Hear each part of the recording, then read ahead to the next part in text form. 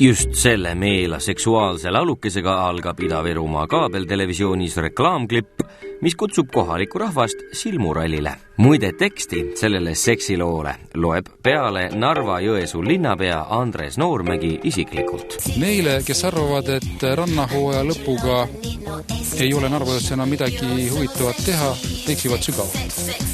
Meie linnas on alati midagi huvitavat pakkuda. Jälgige reklaam.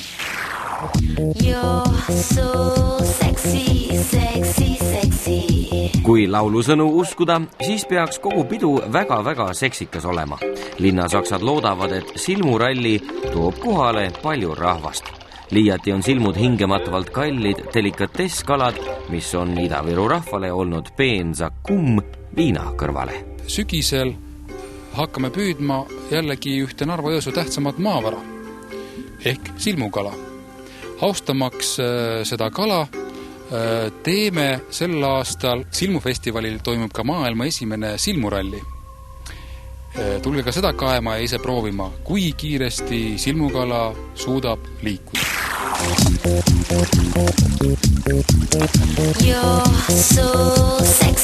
Eesti Loomakaitse Selts aga midagi seksikat ei näe. Nende hinnangul on tegu suisa kalade piinamisega. Loomakaitsjate hinnangul on silmude roomamise võistlus seotud lähenevate valimistega ja selle korraldajad vilistavad kalade heaolule ja Eestis kehtivatele seadustele. Lisaks peaksid igasugu loomavõistluse korraldajad saama selleks ka kohalikust veterinaarkeskusest loa.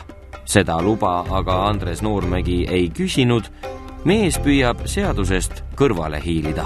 Tänase päeva seisuga ei ole Narva linnavalitsus pöördunud Ida-Virumaa veterinaarkeskuse poole korraldusloa kooskõlastamiseks.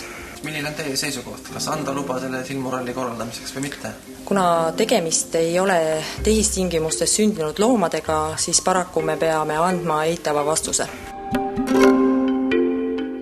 Eesti Loomakaitse Selts ei poolda loomade kasutamist spordi- või meelelahutustööstuses, kui selline kasutamine ei ole loomale loomupärane ja võib põhjustada talle kannatusi. Veterinaarkeskuse juhataja sõnul on seadus seekord loomakaitse poolel. Tegemist on kindlasti inimestele huvitava ja atraktiivse üritusega, aga antud juhul selline üritus ei saa toimuda, kuna see on seadusega keelatud. Eesti Loomakaitse Selts kutsub Narva-Jõesuu linnavalitsust üles mitte korraldama silmurallit ning kaaluma muid võimalusi. Näiteks saab silmuralli asemel korraldada võistluse, kus silmude asemel roomaksid võidu suures veega täidetud torus supelkostüümis hoopis linnavalitsuse ametnikud. See tagaks kindlasti suurema tähelepanu ja garanteeriks ka valimisedu. Rahvale oleks see suurem tsirkus kui silmuralli. Lehtede esiküljed oleksid pilte täis.